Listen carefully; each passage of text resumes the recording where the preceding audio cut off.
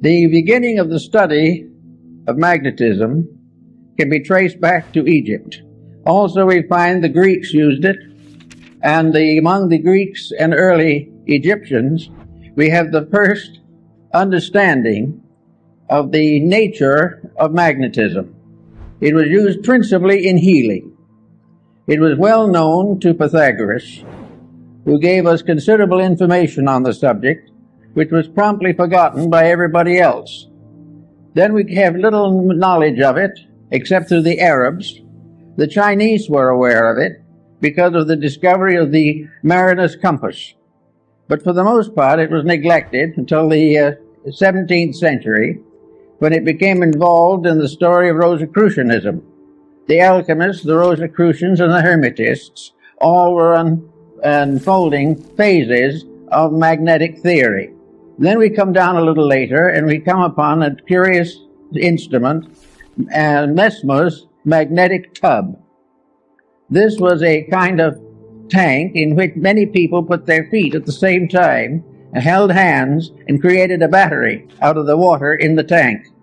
Incidentally, the magnetic theory is based upon a very simple fact, namely that what we call empty air is not empty at all. It is the most profoundly used all the elements that we know anything about. We all live within air and have our being, and we know that if air fails, we die. But what we do not realize is that air is not just some oxygen or helium or something of this nature. Air is something in itself. It is a substance of itself. It is a substance so real and so important that it's almost impossible to estimate it. It is a tremendous field of magnetic energy. The atmosphere carries the magnetism of the sun. The study of the magnetic powers of the sun will be more or less clearly understood by the study of the seasons. Winter, summer, spring, and these things have all to do with a magnetic factor in the air. And we think of it only in trying to explain it as a physical astronomical phenomena, since as the rotation and revolutions of the sun and planets. But each of these planets is a field of magnetic energy. And this energy comes to us through what we call air. One thing we have learned from television is that air transmits. We know, for instance, that we can have all kinds of programs on the air at the same time. And they can come from all directions. And they can overlap and interlap. But each one will remain separately identified as though it was moving in a channel or a circuit of its own. Something went through was vibration. And this vibration in the magnetic field can be divided into an infinite complexity of separate emanations. In other words, if we had 1,000 different channels, they could be differentiated in the magnetic field, so that each one would be broadcast correctly and properly for whatever it is. Thus we realize there's something out there besides air, something besides helium and oxygen, something besides the ordinary factors we take into consideration scientifically. We are in the presence of a mysterious agent, an agent that is part of everything that we are. Now, studying magnetism as it comes into the human body, we discover, along with Kilda, that each human body is surrounded by an etheric or energy field. This energy field is sometimes referred to as an aura, but it is not the true aura that we think of in metaphysics. This magnetic field is an area of energy. This area of energy forms an egg-like atmospheric sheath around the physical body, usually extending 3 to 5 feet from it in each direction. This energy field is the basis of virtue, because this energy field depends for its reality, its serviceability, and its protecting power to mood, emotion, thought, and the attitudes of the person around which this magnetic field is gathered. In other words, the individual, if they are normal, if mentally, emotionally, and physically, They are keeping the rules. This magnetic field forms a tremendous protection. It is normal, it is healthy, it is constantly able to handle infections and all kinds of difficulties. It will help to heal wounds. It will help to recover the use of functions and organs. And if we are deprived of some part of the body, it will try to compensate for us. As long as the individual takes proper care of his magnetic field, it will serve him. Now, this is a phase of morality that is generally overlooked. It is assumed that these magnetic fields are something you don't pay much attention to. They're there, maybe they'll help a little. But the truth of the matter is that practically the whole survival of the individual depends upon maintaining the integrity of this flow of energy into the magnetic field. This energy comes from the sun. It comes through a mysterious energy tube in the magnetic field. It enters the individual through the crown of the head. It disseminates through the entire body, and it's excreted back again through the lower centers of the body and is recleansed by the solar energy. This is a kind of a little private tank or capsule of life that we are all carrying about with us all the time. Now, the problem of morality in this is very definite. The moment we break rules, we damage that magnetic flow. We have got to keep the laws of nature, and these in turn are the laws of God, or the magnetic field fails. It can fail because of physical intemperances, which reduce its integrity and reduce its power. It can be wasted in riotous living, which is a common cause these days. It can be variously destroyed by moods, by attitudes, by fears, by complexes. It can be destroyed or damaged by alcohol, drugs, narcotics, all kinds of things. But if this field is damaged, it immediately reacts into health. It damages the individual's vitality. It makes him more easily subject to contagions and infections, and it definitely shortens the life expectancy. Now, we think of the magnetic field as surrounding the entire structure of the body, as Kilner shows in his work on the human atmosphere, and Babbitt also in his study of the atom. This, however, is only a phase of it. Each part of the body has a magnetic field. Each unit within the individual has its survival in a unit of energy. And this unit of energy is present in the smallest subdivision of imaginable space. It is in the tiniest atom. There is no such a thing as a dead particle in the universe. Even if it is killed by something, the very disintegrating process is a symbol of life energy. Therefore, we are confronted with the natural problem of realizing that virtue is to keep the law of the energy field. Now, the law of the energy field, just by coincidence, is also the law of integrity. The energy field is what establishes right and wrong. The energy field tells us that to lose our disposition and temper fit is wrong. To use various negative, destructive attitudes is wrong. To compromise the principles of right living is wrong. To think badly, to feel unpleasantly, to be engaged in any action or concept which is contrary to the common good damages the magnetic field and therefore is wrong. Selfishness injures that field. Every vice we know, the breaking of any of the 10 Commandments and a number of other rules results in damage to that field. It has nothing to do with nation. It has nothing to do with the ordinary concepts of codes, because the final code itself is based upon the life principle in each part of the human constitution. So we have each little cell has its own moral responsibilities. The stomach has its own magnetic field. The stomach is not simply an organ. It is an organism. It is a living thing within the human body. The same is true of the heart, the brain, the glandular structure, all the organs, the intestines, all the motor system, the nervous system, the endocrine system. These are all entities. They are entities of magnetic unities. They are part of living organisms that are cooperating together for the common good. To abuse one is to damage all. To neglect one is to neglect all. Each of these organs has its own field in the body, and all these fields together constitute the grand magnetic field that surrounds the complete person. Now we go inside of this for a moment to see what we're dealing with. So we go back to Pythagoras, who was very timely in that.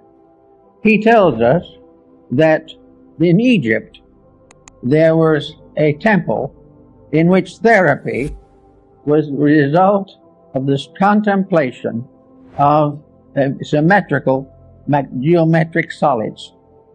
In other words, the images of therapy were mathematical cubes, octagons, and various forms, dodecahedrons, each one placed upon a kind of altar or pedestal for the contemplation of the sufferer. All were symmetric geometric solids, perfect and complete in structure. To look upon them was therapeutic, because to look upon them accepted their energy as a reality in our lives. Now, these stone solids apparently were not alive.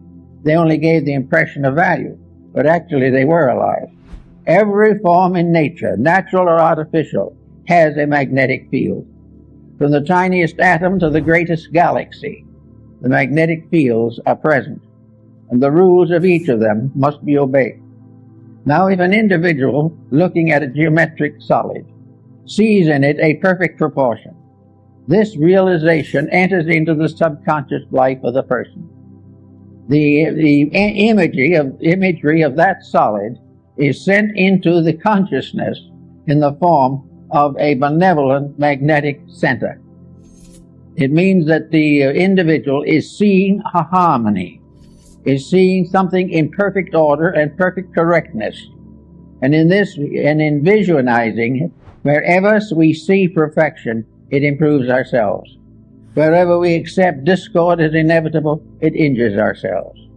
Everywhere looking around us in nature, we see that all natural things are benevolent. It is only when these are abused, mostly by humanity, that these benevolences are lost. So we find that we live in a universe in which everything is in harmony if we are. Now we can say, of course, that somebody else might be out of harmony, and this could injure us. Actually, it's not quite true. The magnetic field which protects us against any negative magnetic field that does not arise within ourselves. We are not contaminated by other people, unless by our very conscious weakness, or our intellectual weakness, or our emotional weakness, we surrender our integrity to the attitudes of other people. If we commit misdemeanors of one kind or another, we are responsible by the effect of these mistakes on our own magnetic field.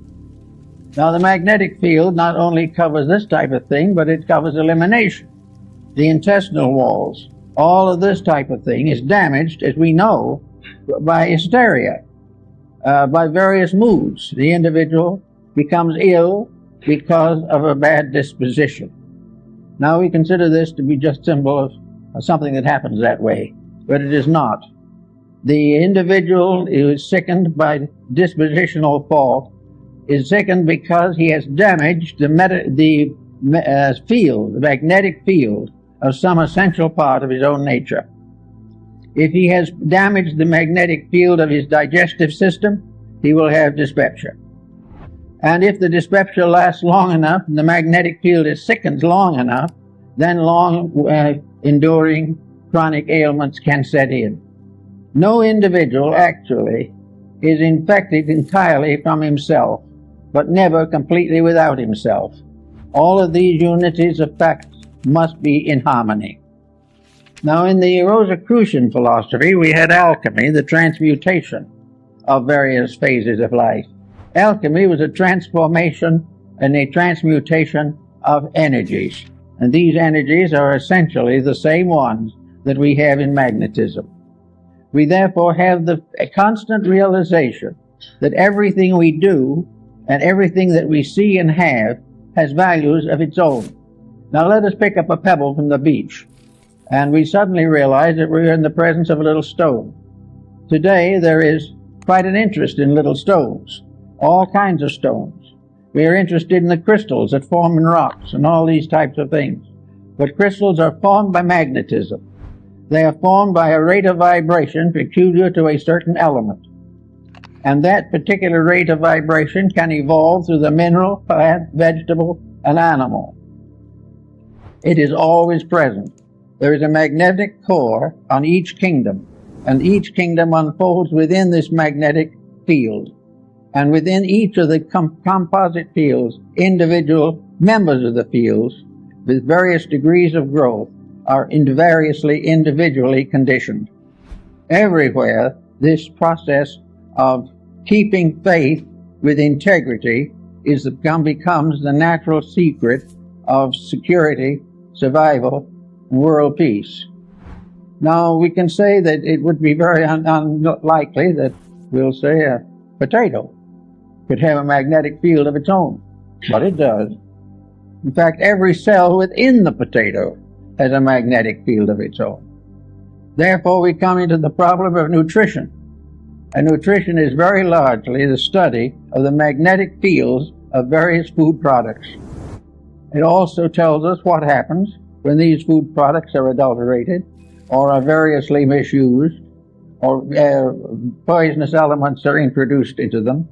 All this is part of a mystery that is solved in magnetism. We pass laws against these misuses, but we fail to realize that it is not just the physical factor that we have to work with. The physical factor is only a fragment of it. The main problem is to realize that behind all of these problems, whether of government or of religion or of philosophy, all these things are in trouble because of lack of integrity. And integrity is simply keeping the laws and rules of energy fields. Each field has its own integrities. All integrities in all fields are compatible. All lack of integrities, all departures from integrity in any or all fields are in conflict constantly. The only way the individual can escape conflict is by never abusing the energy factors of his own life. He must never abuse his body, his emotions, or his mind.